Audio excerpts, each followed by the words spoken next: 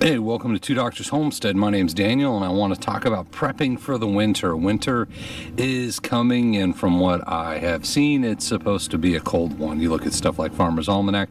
Last year was a pretty mild winter. I think this is going to be a cold one.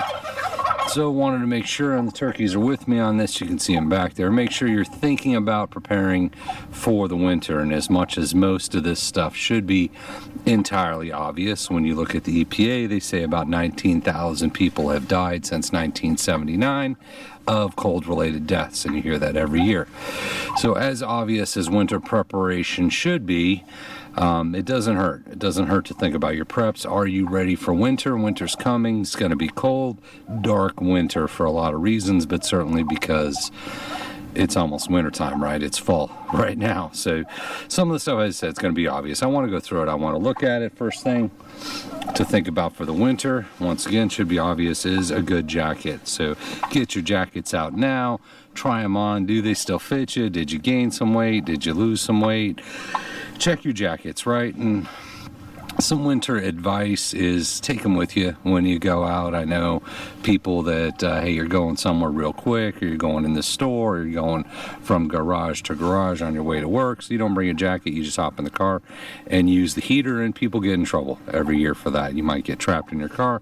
Something bad could happen, and you don't have your jacket with you. So get a jacket, own a jacket. You should probably already have a jacket if you live in a place that's cold in the winter, I would think. Make sure it's weather appropriate. Maybe you moved and you haven't thought about wintertime yet. Get your jackets out, make sure they fit, make sure they're good, and take them with you when you go out, right? I know it can be inconvenient. A couple other obvious items to think about for wintertime. Just gloves, keep your hands warm, especially if you got to work outside. And of course, my favorite, call it the beanie, call it the cap, whatever you want to call it, ski cap. These can be great, right? Great for keeping your head warm. There's the Carhartt ones are really nice and not super expensive. So that gets the completely obvious stuff out of the way. When you're prepping for winter, I would always go 2 is 1, right? That's a common prepper term, meaning 1 is none, 2 is 1. Your first item could be, hey, I've got my house, I don't need to worry about winter, I have a heater in the house, I'm good to go. Well, what if there's a power outage? And we've had them here in Texas. People have them everywhere all the time, so now your first option, your 1, is gone, right? All it takes is a power outage. You can't heat your house. Now, if it's gas heat, gas outage, whatever, right? There's a million different potential scenarios. So we just say 2 is 1, right? So you got your jacket, maybe get a second jacket, get a nice sweater.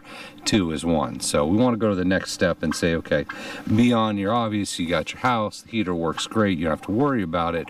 What's your alternative shelter, right? I think shelter in the wintertime when it's cold should be your number 1 area. When you look at the rule of 3s, certainly the first one you're hitting is shelter in extreme environments. So one of the options for shelter is a good sleeping bag. So I was able to pick this up on Amazon on sale. I think it's Menza is the brand sleeping bag. I like it because it's actually a queen size sleeping bag, so it fits 2, fits yourself comfortably, maybe squeeze a couple dogs in there with you, put it on the bed, right? It's a good idea to have a sleeping bag, and this one came with these little pillows, right? So it's got little pillows. Whole thing was on sale. I think it was $47.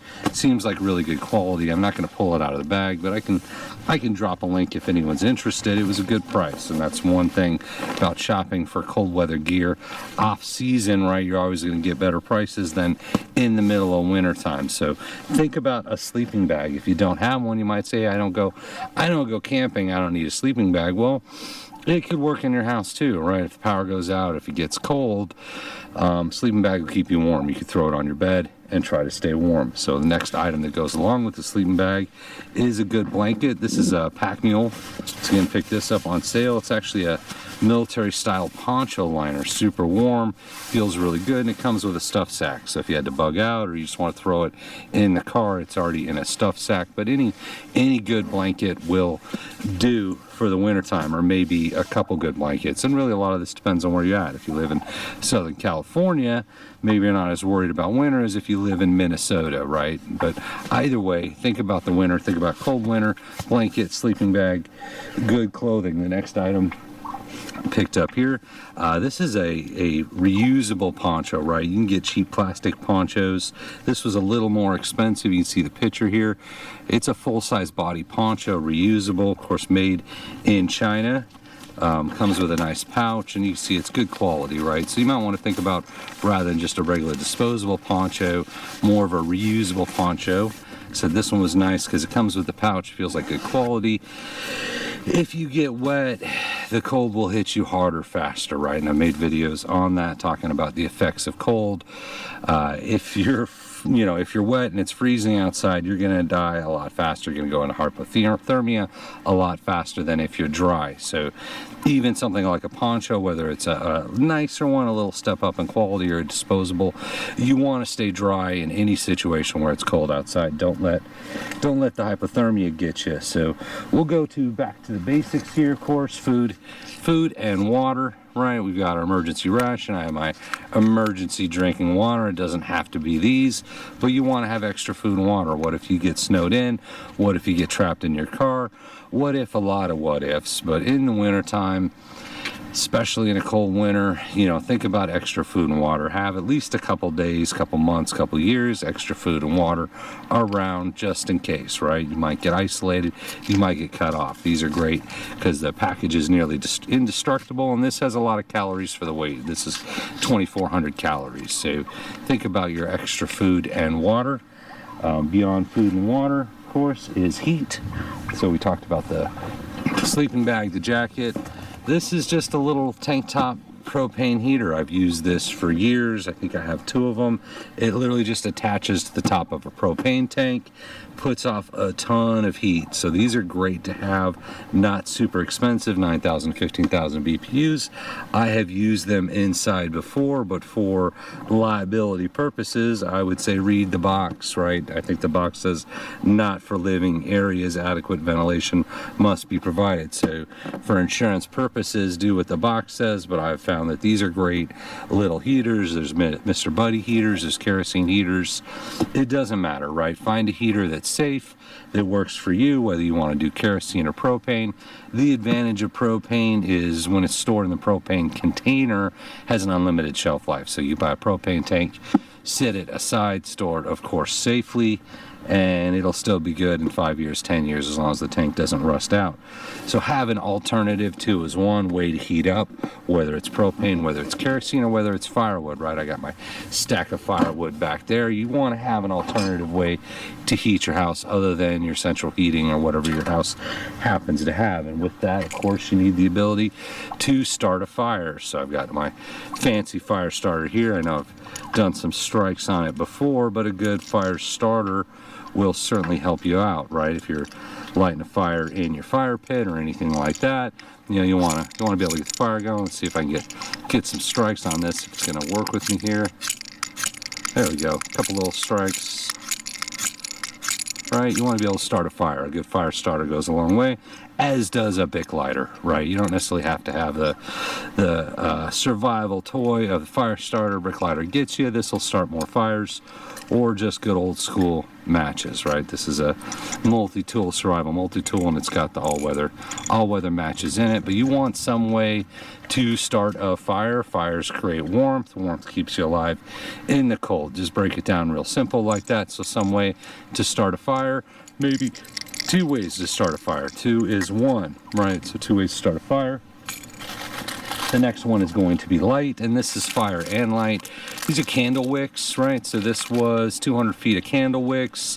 You can make your own candles with this, anything, Crisco. You put this in wax, anything like that. You can make candles that'll keep you lit up, keep the room lit up, give you light, and keep you warm. For people burn crayons, anything like that, buy candles. Tea candles usually aren't expensive, but having candles in the event of a power outage, in the event of a winter storm is great. They produce light and heat, or just something like this, some kind of a flashlight, right? Some way to produce light. You need light. Light is good.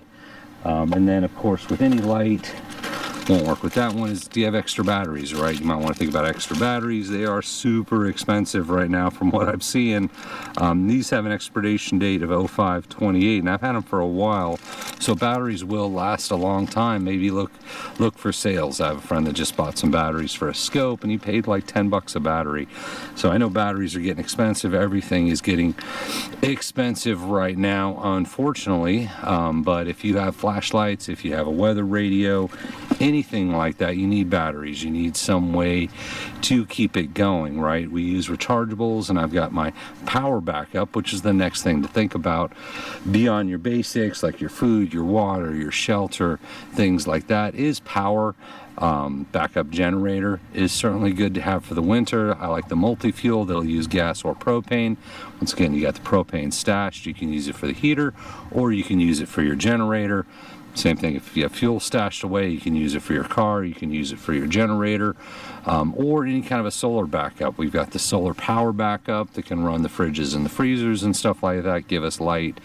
It's a good season, right, to think about your backups, think about your basics. And once again, I know most of this is entirely obvious, but every year people get caught in the winter, have bad experiences, right? So something to stop now, think about it. Are you prepared for a long winter, for a cold winter, for a dark winter? So as always, I hope that helps, and we appreciate you.